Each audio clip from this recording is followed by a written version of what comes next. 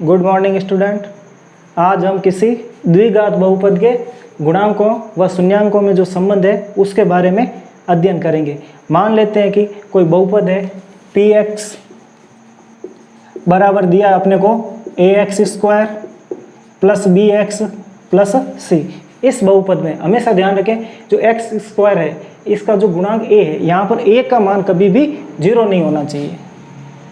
a is not equal to 0। यदि यहाँ पर a का मान 0 हो जाता है तो ये यहाँ से पूरा पद 0 हो जाएगा। 0 होने के पश्चात यहाँ पर bx प्लस c बचेगा जो एक रैखिक बहुपद होगा। इसलिए यहाँ पर a का मान 0 नहीं होना चाहिए, उसके अलावा b 0 हो सकता है और c भी 0 हो सकता है। देखते हैं दिए गए बहुपद ax² plus bx plus c में a यहाँ पर x² का गुणांक है,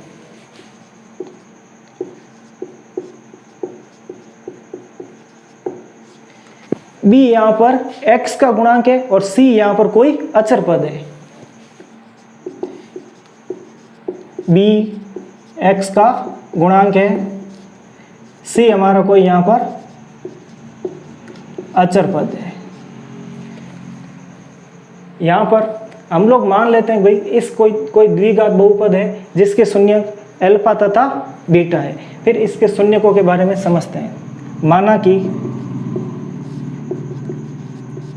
बहुपद px बराबर ax² plus bx plus c के शून्यक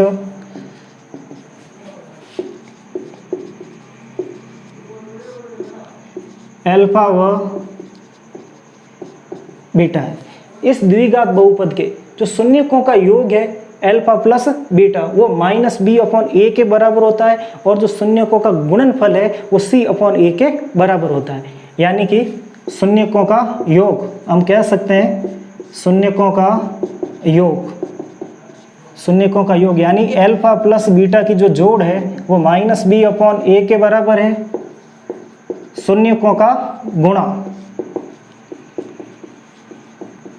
अल्फा गुणा बीटा ये c/a के बराबर है। इसको हम थोड़ा एक सवाल की सहायता से अच्छे ढंग से समझने का प्रयास करते हैं। माना कि कोई बहुपद px बराबर है अपना x² -2x -8 के बराबर है। इस बहुपद के हमें सबसे पहले शून्य ज्ञात करने। शून्य ज्ञात करने के लिए हमें यहाँ से सबसे पहले इसके गुणनखंड करेंगे। उन गुणनखंडों को 0 के बराबर रखना है और 0 के बराबर रखते हुए यहाँ से हमें x के 2 मान मिलेंगे।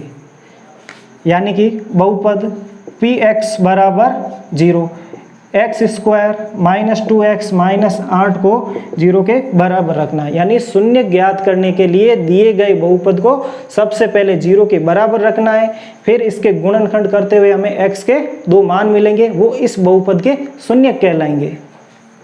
पद का गुणा करने पर हमें 8 चाहिए और बीच वाला पद जोड़ने या घटाने पर आना है, ऐसा हमें सोचना है। जैसे कि मान लेते हैं 4 का गुणा 2 से करने पर 8 आता है और 4 में से 2 घटाने पर भी 2 होता है। तो देखते हैं x² माइनस ये जो 2 है जोड़ने या घटाने पर आता है, केवल इसकी जगह परिवर्तन करना है, बाकी कोई चेंज नहीं होगा। यानी x² ऐसा कैसा लिखना, माइनस की जगह माइनस लिखना और 2 की जगह 4 - 2 लिखना है और x की जगह पुनः x लिखते हुए -8 बराबर 0। अब इसको हल करते हैं। x² माइनस का गुणा 4 से करने पर -4 गुणा x यानी कि -4x माइनस माइनस -2 हो गया। -2 का गुणा x से करने पर +2x -8 बराबर 0 के बराबर है। यहाँ से जो पहले वाले 2 पद है यहाँ से कॉमन लेते हुए हल करते हैं। यानी x² -4x में यहाँ पर x कॉमन है, तो x कॉमन लेने पर x की 1 घात हम लोग कॉमन ले चुके हैं, पीछे बचा x माइनस x कॉमन ले चुके हैं, अब पीछे बचा 4। इन दोनों पदों में 2 कॉमन लेने पर पीछे बचा 2x 4 बराबर 0। अब पुनः एक बार जो दो पद दे रखे इनमें दोनों में x माइनस 4 फिर से कॉमन है, यानी हमारे गुणनखंड क्या हो जाएंगे, पहला गुणनखंड x माइनस 4 और दूसरा गुणनखंड x प्लस 2 है, और इन दोनों को 0 के बराबर रखना। अब यहाँ से शून्य ज्ञात करने के लिए काम करना है, दोनों को अलग अलग करते हुए 0 के बराबर रखेंगे, यानी कि x माइनस 4 भी 0 के बराबर है या फिर x प्लस 2 भी 0 के बराबर है। यहाँ से मान ज्ञात करने पर x माइनस 4 बराबर 0 है, पक्षांतरण करते हुए माइनस 4 प्लस 4 में चेंज हो जाएगा, यानी कि x का मान यहाँ से 4 आ जाएगा, या x प्लस 2 बराबर 0, प्लस 2 पक्षांतरण करने पर x का मान माइनस 2 के बराबर होगा। अब इनके शून्यकों का योग करके देखते हैं। चलिए, शून्यकों का योग, पहला शून्यक 4 है और दूसरा शून्यक माइनस 2 है, प्लस माइनस 2 जोड़ने पर बराबर 4, प्लस माइनस का गुणा माइनस 2 बराबर 2 आया, यानी कि जो हमने शून्य ज्ञात किए उनका योग 2 के बराबर है।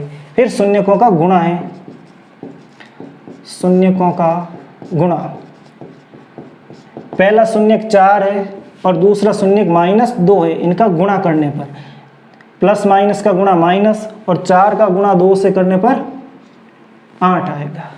अब इस प्रश्न के लिए हमने जो शुरुआत में लिखा था कि द्विघात बहुपद के गुणांकों व शून्यांकों में जो संबंध है उसके सत्यता की जांच करते हैं कि भाई योग के लिए ये संबंध सत्य है या नहीं है, या फिर गुणा के लिए ये संबंध सत्य है या नहीं है, देखते हैं। अब एक काम करते हैं, यहाँ से जो हमारा बहुपद था x square minus 2x minus 8, इसकी तुलना करेंगे ax square plus bx plus c से। तुलना करते हुए हमें यहाँ से a, b और c के मान ज्ञात करते हैं, यानी लिखते हैं x square minus 2x minus 8 px बराबर की तुलना बहुपद ax square plus bx plus c से करने पर। तुलना करने पर हम क्या पाते हैं भाई, एक्स स्क्वायर का गुणांक क्या है, a है, यानी कि यहाँ पर भी एक्स स्क्वायर के गुणे में कितना है, कुछ नहीं दिख रहा है, मतलब यहाँ पर 1 है, तो हम लोग क्या लिख सकते हैं, a का मान 1 के बराबर है। ठीक इसी प्रकार b क्या होता है, x का गुणांक, यानी x का गुणांक कितना है, यहाँ पर माइनस 2 है, चिन्ह सहित लिखना है, प्लस 2 है तो प्लस 2 लिखना है, माइनस 2 है तो चिन्ह सहित इसको लिखा जाएगा, यानी कि b का मान माइनस 2 के बराबर है। और c कोई अचर पद होता है, किसके बराबर है, माइनस 8 के बराबर होगा। अब हम लोग क्या जानते हैं कि किसी बहुपद के शून्यकों का योग, शुरुआत में हमने लिखा था कि शून्यकों का योग होता है अल्फा प्लस बीटा, वो माइनस b अपॉन a के बराबर होता है, यानी कि शून्यकों का योग अल्फा प्लस बीटा के बराबर माइनस b अपॉन a के बराबर होता है। माइनस सूत्र का b यहाँ से अपने कितना है, माइनस 2 है, और a का मान यहाँ से 1 है, माइनस माइनस का गुणा प्लस, तो प्लस 2 में 1 का भाग लगाने पर 2 आएगा। ठीक इसी प्रकार शून्यकों का गुणा हम जानते हैं c अपॉन a के बराबर होता है, जहाँ c का मान अपने पास माइनस 8 है, a का मान हमारे पास 1 है, और माइनस 8 में 1 का भाग देने पर माइनस 8 आएगा। हम देखते हैं कि हमने जो शून्यक निकाले थे 4 और माइनस 2, उनका योग करने पर कितना मिला, हमें 2 मिला। और ठीक इसी प्रकार इसके जो गुणांक आए a, b और c के, उसकी सहायता से हमने जो शून्यकों का योग किया है वो भी अपने 2 के बराबर है। ठीक इसी प्रकार जो शून्यक थे 4 और माइनस 2, उनका गुणा माइनस 8 के बराबर है, और इसके शून्यकों का गुणा c अपॉन a सूत्र की सहायता से भी माइनस 8 है, यानी कि हम देखते हैं कि शून्यकों का योग दोनों स्थितियों में बराबर है, शून्यकों का गुणा है वो भी दोनों स्थितियों में बराबर है। तो हम लोग कह सकते हैं कि दिया गया संबंध इस बहुपद के लिए सत्य है, यानी क्या कहेंगे, दिया गया संबंध सत्य है।